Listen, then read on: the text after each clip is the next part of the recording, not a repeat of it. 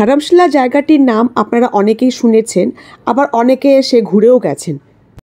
কিন্তু আপনাদের অনেকেই এখানে এলেও অনেক জায়গা ঘুরে দেখেননি।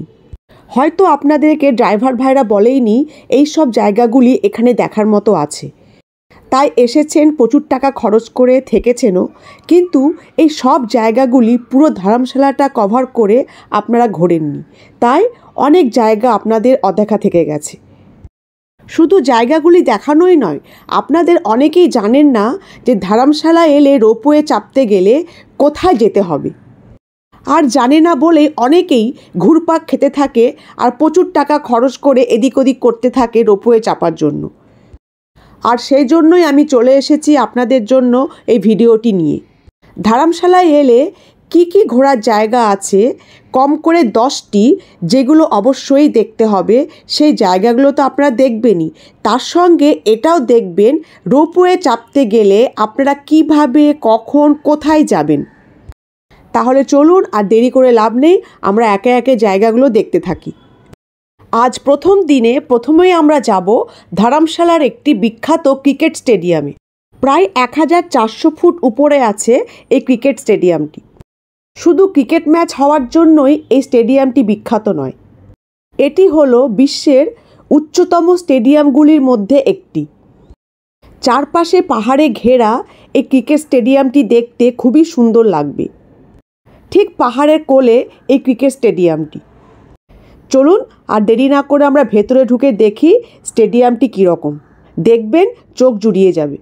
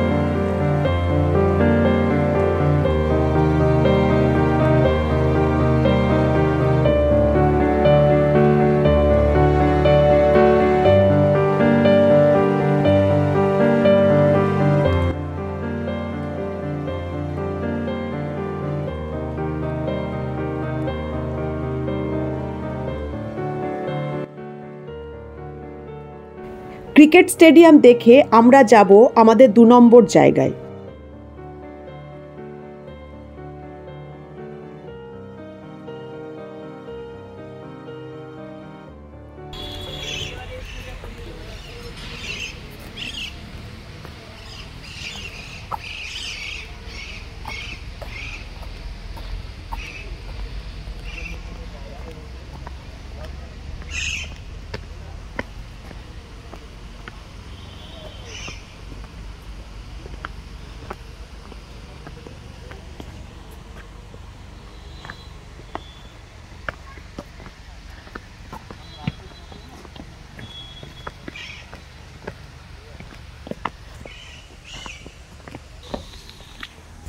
ধর্মশালা ক্রিকেট গ্রাউন্ড থেকে চলে এসেছি পাশেরই একটি ছোট্ট পার্কে।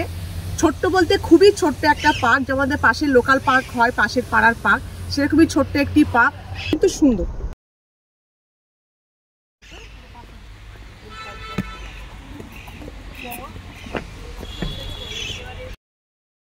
এটাই হচ্ছে ধর্মশালার লোকাল পার্ক। এমন কিছু দেখার নেই, খুব ছোট্ট একটি পার্ক। এখান থেকে আমরা যাব ম্যাকলিওডগঞ্জ। ম্যাকলিওডগঞ্জ ধর্মশালার প্রাণকেন্দ্র। এই ম্যাকলিওডগঞ্জকে কেন্দ্র করেই তৈরি হয়েছে যাবতীয় হোটেল আর ট্যুরিস্ট স্পট। ধর্মশালা এলে আপনাকে এই ম্যাকলিওডগঞ্জ অথবা তার আশপাশেই কোনো হোটেলে থাকতে হবে। এখন সেখানেই আমরা যাব, কিন্তু যাব গাড়ি করে নয়, রোপওয়ে করে। কিন্তু রোপওয়ে করে যাওয়ার আগে আপনারা অবশ্যই দেখে নিন এই রোপওয়ে কখন, কোথা থেকে আপনারা নেবেন, না হলে পরে কিন্তু ঘুরপাক খেতে হবে। স্টেডিয়াম দেখে আর পার্ক দেখে আমি একটা নতুন উপায়ে ম্যাকলিওডগঞ্জ যাব। যদিও আমি গাড়ি বুক করে গেছি, তো গাড়ির ড্রাইভারকে এক জায়গায় ছেড়ে দিলাম। সেখান থেকে আমি রোপওয়ে করে যাব ম্যাকলিওডগঞ্জ। গাড়ি করেও যাওয়া যায়, আবার রোপওয়ে করেও যাওয়া যায়। তো গাড়ি আর রোপওয়ে দুটো অপশনের মধ্যে আমি চুজ করে নিয়েছি খুব স্বাভাবিকভাবেই রোপওয়েকে।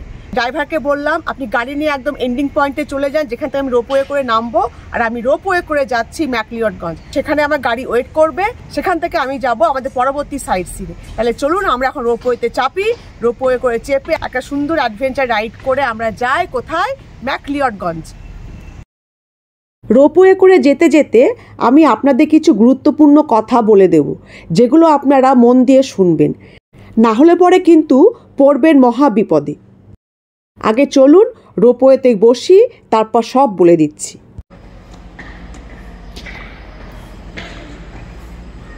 গাড়ি করে কিন্তু একদম যাবেন না, আর বেশি কথা বলবেন। এবার রোপওয়েতে চাপবো, যাবো, আর আপনারা আমার সঙ্গে যাবেন। আর একটা কথা বলতে ভুলে গেছি, প্রায় 3 কিলোমিটার রোপওয়ে করে যাব। 3 কিলোমিটার মানে ভাবতে পারছেন কতটা, অনেকটা।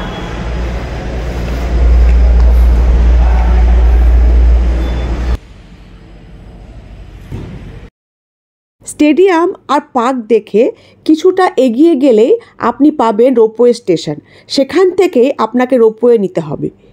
কিন্তু যদি আপনি ভুল করে সেই স্টেশনটি পেরিয়ে ওপরে উঠে যান, অর্থাৎ ম্যাকলিওডগঞ্জ পৌঁছে যান, তাহলে পরে কিন্তু পড়বেন মহাবিপদে। সেক্ষেত্রে আপনাকে রোপওয়ে চাপতে গেলে ম্যাকলিওডগঞ্জ থেকে রোপওয়ে করতে হবে। সেই রোপওয়ে করে আপনাকে কিন্তু সেই নিচে পার্কের কাছেই আসতে হবে। ম্যাকলিওডগঞ্জ থেকে সেই নিচে রোপওয়ে স্টেশনে আসতে একটা আলাদা ভাড়া নেবে। আবার যখন আপনি নিচের সেই স্টেশন থেকে ম্যাকলিওডগঞ্জ ফেরত যাবেন, তখনও আবার একটা আলাদা ভাড়া দিতে হবে। সুতরাং আপনাকে দুবার করে ভাড়া দিতে হচ্ছে ওই একই রুটে দুবার যাওয়া আসা করার জন্য। তাই আপনাদের ড্রাইভার ভাইকে অবশ্যই বলে রাখবেন যে আপনারা গাড়ি করে ম্যাকলিওডগঞ্জ যাবেন না, রোপওয়ে করে যাবেন। পার্কটা পেরোলেই আপনি সেই স্টেশনে নেমে যাবেন, সেখান থেকে রোপওয়ে করে আপনি চলে যান ম্যাকলিওডগঞ্জ। আর এই ভুলটাই অনেকে করে, তারা ওই স্টেশনটি পেরিয়ে ওপরে উঠে যায়, তারপর সেখান থেকে দুবার করে রোপওয়ে চড়ে অনেকটা টাকা খরচ করে ফেলে। এই রোপওয়ে করে যেতে ওয়ান ওয়ে অর্থাৎ এক সাইডে যেতে টিকিট লেগেছে 500 টাকা করে পার হেড, আর টু ওয়ে মানে আপনি যাবেন আবার ফিরে আসবেন, সেখানে আপনার টিকিট লাগবে 1000 টাকা। মানে ওয়ান ওয়েতে পার হেড 500 টাকা করে আপনার টিকিট লাগবে। খুব বেশি না, কিন্তু 3 কিলোমিটার জার্নি আছে। খুব ভালো লাগবে, শুধু 500 টাকা মায়া না করে রোপওয়েতে করে গেলে আমার মনে হয় বেশি ভালো লাগবে।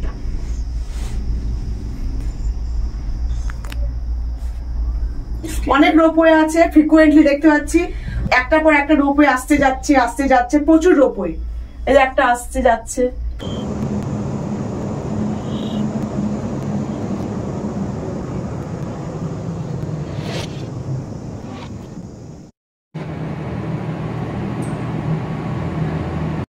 পৌঁছে গেছি ম্যাকলিওডগঞ্জ। এখান থেকে বললো রোপওয়ে থেকে বেরিয়ে ডান দিকে হেঁটে দালাই লামা মনেস্ট্রিটা পাওয়া যাবে। তো বেরিয়ে ডান দিকে হাঁটি, ওখানে দালাই লামা মনেস্ট্রি দেখে আবার ফিরে আসবো এখানে। এখান থেকে গাড়ি করে আবার যাব অন্য জায়গায়।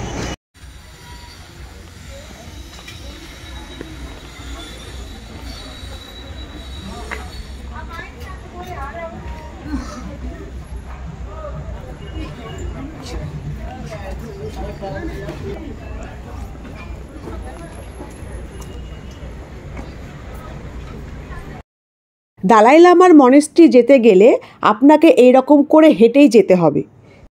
প্রায় 1 কিলোমিটার মতো আপনাকে হাঁটতে হবে।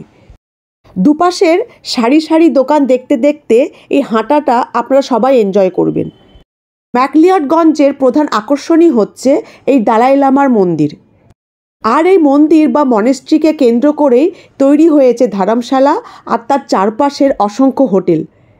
ধর্মশালা বলতে ম্যাকলিওডগঞ্জ আর এই দালাই লামার মনেস্ট্রিকেই বোঝানো হয়। এটাই হচ্ছে ধর্মশালার প্রাণকেন্দ্র।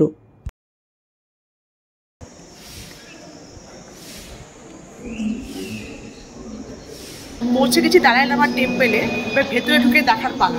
চলে আসো, আমরা ভেতরে ঢুকে দেখি ভেতরটা কিরকম।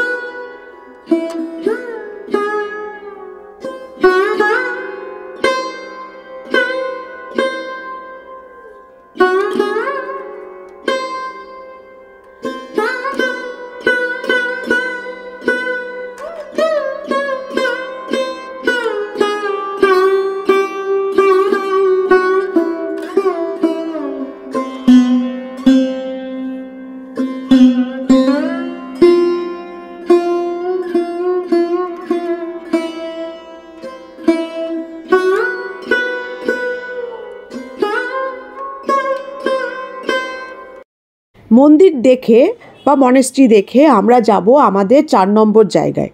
মনেস্ট্রির বাইরেই আছে সেই জায়গাটি, আর সেটি হলো এখানকার লোকাল মার্কেট। যেই রাস্তা দিয়ে আমরা পায়ে হেঁটে এলাম সেখানে তো প্রচুর দোকান আছেই, তা সত্ত্বেও যদি আপনি উল্টো দিকে আরেকটু এগিয়ে যান সেখানেও পাবেন বিশাল বড় মার্কেট আর প্রচুর অসংখ্য দোকান। সেই মার্কেটটি ঘুরতেও আপনাদের ভালো লাগবে। প্রচুর ট্যুরিস্ট যারা আসে ধর্মশালায় তারা এই মার্কেটে অবশ্যই আসে, শুধু কেনাকাটি করার জন্যই নয়, ঘোরার জন্য।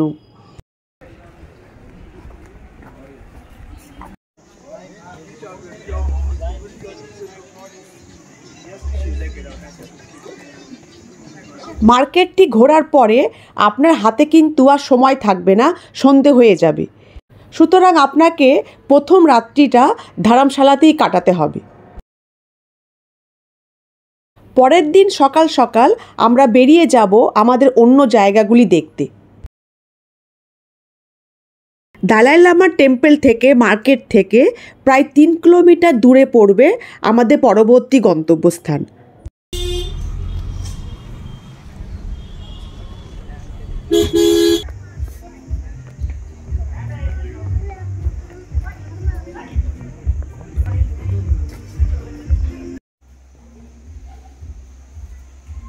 আমরা চলে এসেছি ভাগসুনাক টেম্পল। ছোট একটি লোকাল টেম্পল, কিন্তু সুন্দর। সাংকাওয়ার এখানে জায়গা আছে।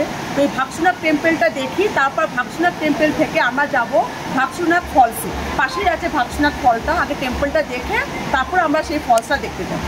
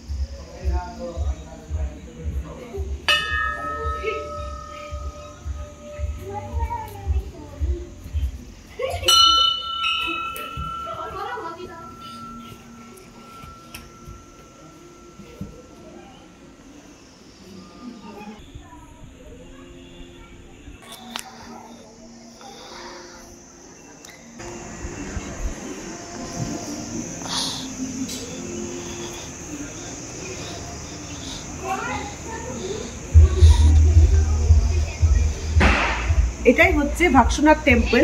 ছোট একটা টেম্পল, ছোট মন্দির, পাহাড়ি মন্দির যেরকম হয়, ছোট্ট কিন্তু ভালো লাগবে, খারাপ লাগবে না। এবার পেছনটা আমরা গিয়ে দেখি কি আছে।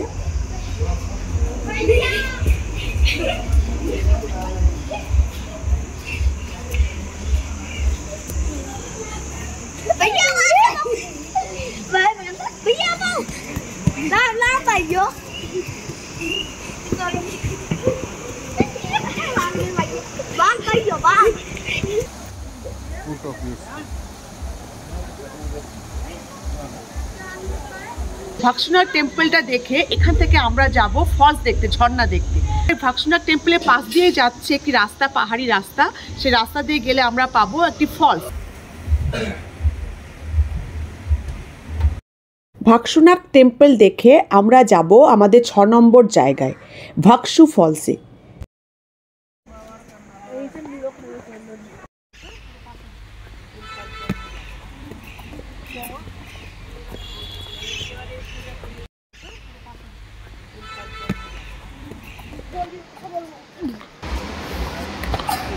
ভাগসুনাক টেম্পল থেকে একটু এগিয়ে গেলেই পেয়ে যাবেন ঝর্ণার রাস্তাটা। সেই রাস্তা ধরেই আমি এখন যাচ্ছি ফলসের দিকে, ঝর্ণার দিকে। 1 কিলোমিটার কিন্তু আপনাকে হাঁটতে হবে, তাও কিন্তু খাড়াই, মানে ওপর দিকে, পাহাড়ের ওপরের দিকে আপনাকে উঠতে হবে। তো 1 কিলোমিটার উঠলে তবেই আপনি কিন্তু ফলসটা দেখতে পাবেন। তো সেই দিকে এখন যাচ্ছি, অনেকটা রাস্তা যেতে হবে।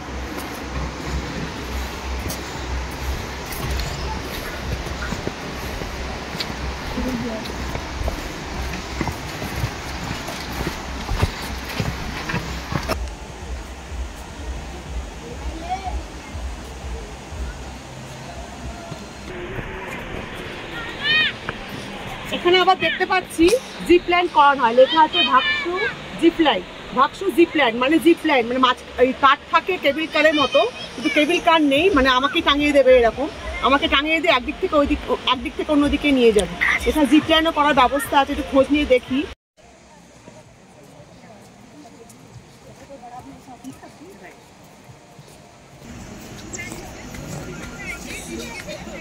একটা পাহাড়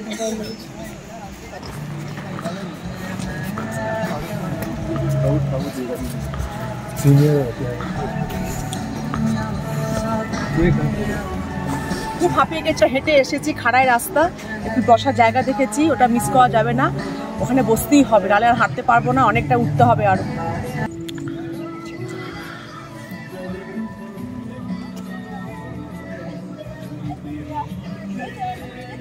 বসার জায়গা পেয়েছি, মনে চাটা পাওয়া যাবে, চাটা অর্ডার করে খাই, একটু এনার্জি নিয়ে তারপর আবার হাঁটবো। একসঙ্গে হাঁটা যাবে না, অনেকটা ট্রেকিং।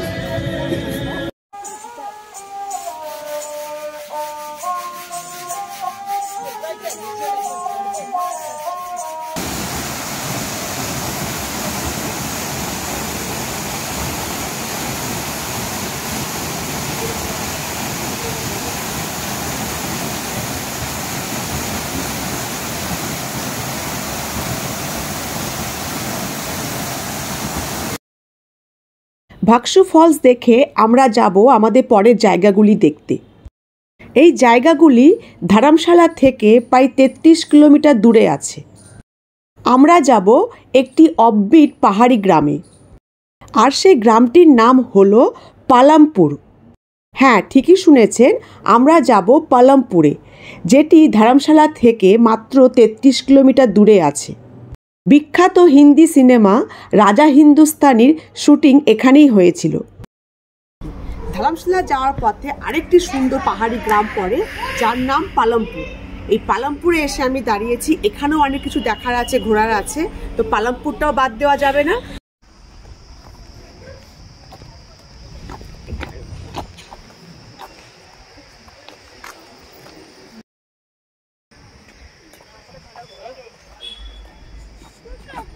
পালামপুরে প্রথমে এসেছি এখানকার একটি সায়েন্স মিউজিয়াম, ছোট্ট একটি সায়েন্স মিউজিয়াম, জানি না ভেতরে কি আছে, তো চলুন ভেতরে ঢুকে দেখি এখানে দেখার কি কি আছে।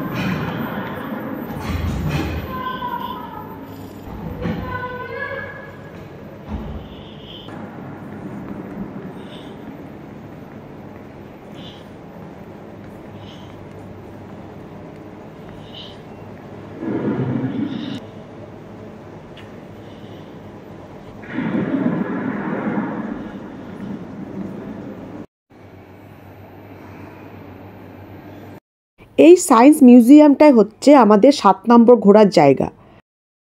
সায়েন্স মিউজিয়াম দেখে আমরা যাব আমাদের 8 নম্বর জায়গা দেখতে, যেটি এই সায়েন্স মিউজিয়ামের পাশেই আছে। এই 8 নম্বর জায়গাটি একটি বিখ্যাত জায়গা। এই জায়গাটির জন্যই পালামপুর বিখ্যাত, আর সেখানে আমি এখন আপনাদের নিয়ে যাচ্ছি। আমরা পৌঁছে গেছি আমাদের 8 নম্বর সেই বিখ্যাত জায়গাটিতে।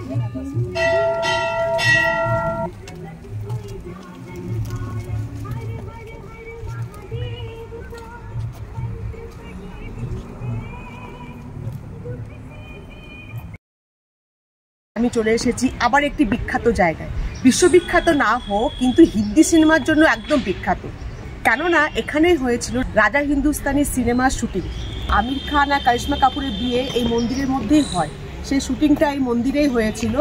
সেই জন্য এটি হিন্দি সিনেমা একদম বিখ্যাত। প্রচুর লোক ভিড় করে, টুরিস্টরাও ভিড় করে। যারা যায় না তারা কিন্তু একদম মিস করে চলে যায়। আমি চাই আপনারা মিস না করেন, সেজন্যই আমি নিয়ে এসেছি আপনাদেরকে এই বিখ্যাত শিব মন্দিরটিতে। এবার আমি আপনাদের মন্দিরটি ভিতরে নিয়ে যাব, দেখাবো। ভেতরে ঢুকলে আপনার মন ভরে যাবেই।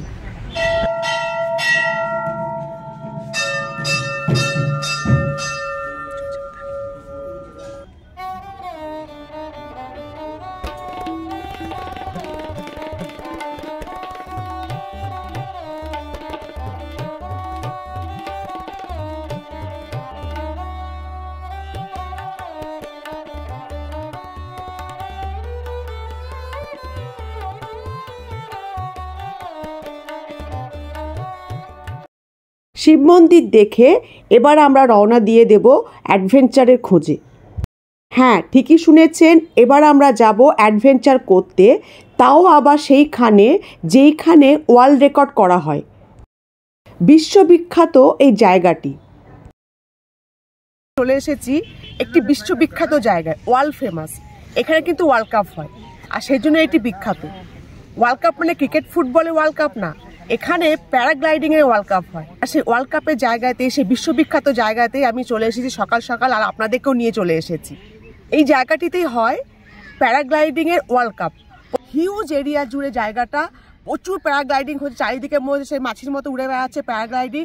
প্রচুর প্রচুর বেশিরভাগ ফরেনাররা এখানে আসে, ইন্ডিয়ান খুব কম আসে, বাঙালি তো আসেই না। কিন্তু আমি চাই বাঙালিরা এখানে এসে দেখে যাক, যাতে আমার বাঙালি বন্ধুরা এই জায়গাটিতে এসে সুন্দর একটা প্যারাগ্লাইডিং করতে পারে, একটা সুন্দর অ্যাডভেঞ্চার করতে পারে। সুতরাং যারা ইয়াংস্টার আছো কিংবা বয়স্কই বা আছেন না কেন, চলে আসুন বীরে এই সুন্দর জায়গাটিতে প্যারাগ্লাইডিং দেখতে। করুন বা না করুন, দেখতে খুব সুন্দর লাগবে। যেমন আমি করছি না, কিন্তু দেখতে খুবই ভালো লাগছে। আর বেশি কথা বলবো না, এবার দেখাবো এই প্যারাগ্লাইডিংয়ের ল্যান্ডিং সব কিছু। এই যে সব ল্যান্ড করছে প্যারাগ্লাইডিংয়ে, চারিদিকে মাছি মশার মতো সব প্যারাগ্লাইডিং করছে। যে একজন আসছে, এটাকে আমি দেখাচ্ছি কাছ থেকে ল্যান্ডিংটা।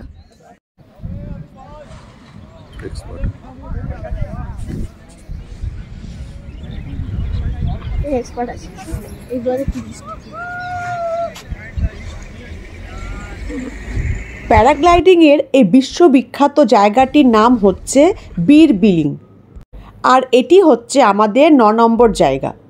বীর বিলিংয়ের অন্য নাম হলো প্যারাগ্লাইডিং ক্যাপিটাল অফ ইন্ডিয়া, অর্থাৎ ভারতবর্ষের প্যারাগ্লাইডিং করার রাজধানী। মানে বুঝতেই পারছেন এত বিখ্যাত এই জায়গাটি। ऐसा है कि आप आधे घंटे का भी कर सकते हो, 1 घंटे का भी कर सकते हो, 2 घंटे का भी कर सकते हो। और ये जो फॉरेनर्स लोग रहेंगे ना, ये पूरा दिन भर करते हैं। इधर से मनाली, धर्मशाला, चंबा।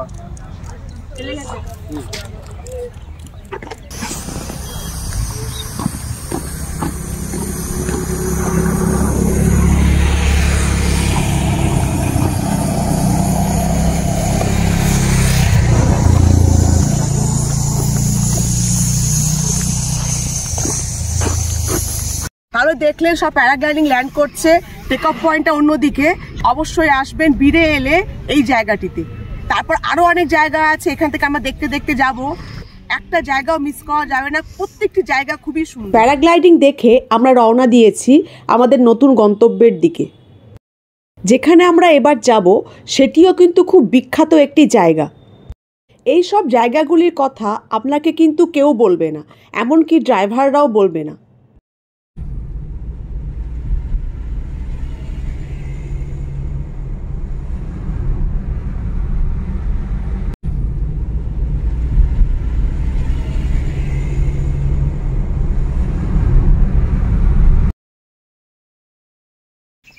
প্যারাগ্লাইডিং করে চলে এসেছি বীরের একটি বিখ্যাত মনেস্ট্রিতে। শুধু বীরের না, গোটা হিমাচলের এটি একটি বিখ্যাত মনেস্ট্রি। দালাই লামার মনেস্ট্রিতে আপনারা তো গেছেন ধর্মশালায়, কিন্তু বীরেও আছে একটি বিখ্যাত মনেস্ট্রি, যেটি না গেলে কিন্তু মিস হয়ে যাবে। ভেতরে তো ভিডিও করা বারণ, তাও আমি যতটা পারি দেখিয়ে দেবো, কিন্তু অবশ্যই আসবেন বীরের এই মনেস্ট্রিতে।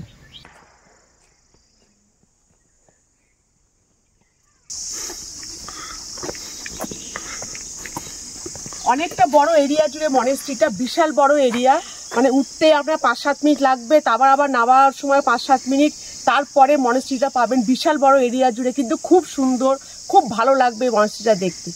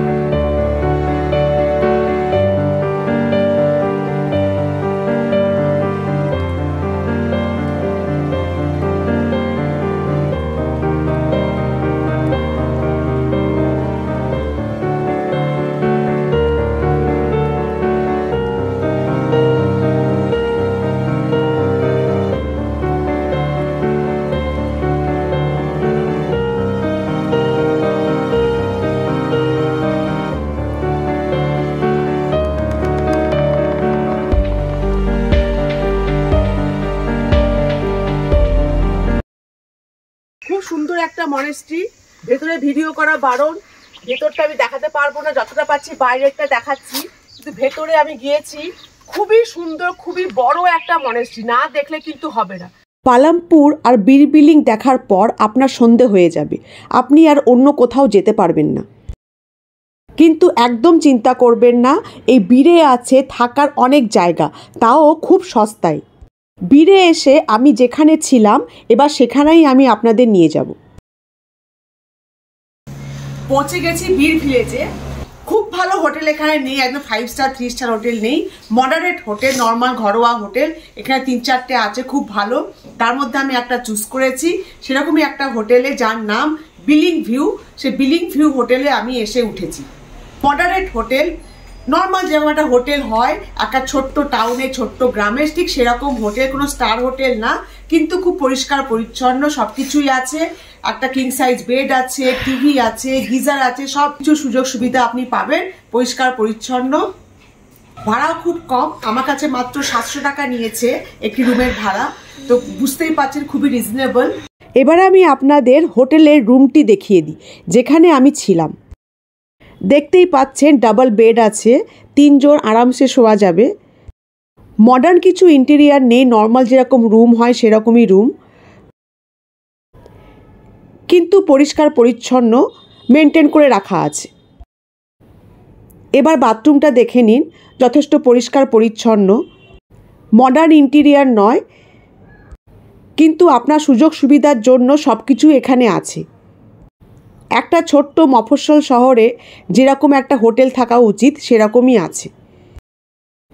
যদি আপনারা বীর ভিলেজে এসে থাকতে চান আমার মতো, আমি বলবো বিলিং ভিউ হোটেলটিতেই থাকুন। এখানে বাকি হোটেলগুলোর মধ্যে এই হোটেলটি সবথেকে ভালো। আর যদি আপনারা বীর ভিলেজে থাকতে না চান, তাহলে পরে আপনারা আবার ধর্মশালা ফিরে যেতে পারেন, অথবা বীর ভিলেজ থেকে আপনি চলে যেতে পারেন চণ্ডীগড় কিংবা অমৃতসর, সেখান থেকে ট্রেনে করে বাড়ি। তাহলে আর দেরি না করে ঝটপট একটা প্ল্যান করে ফেলুন ধর্মশালা আসার। আর আমি যেভাবে বললাম সেভাবে জায়গাগুলি ঘুরে দেখুন।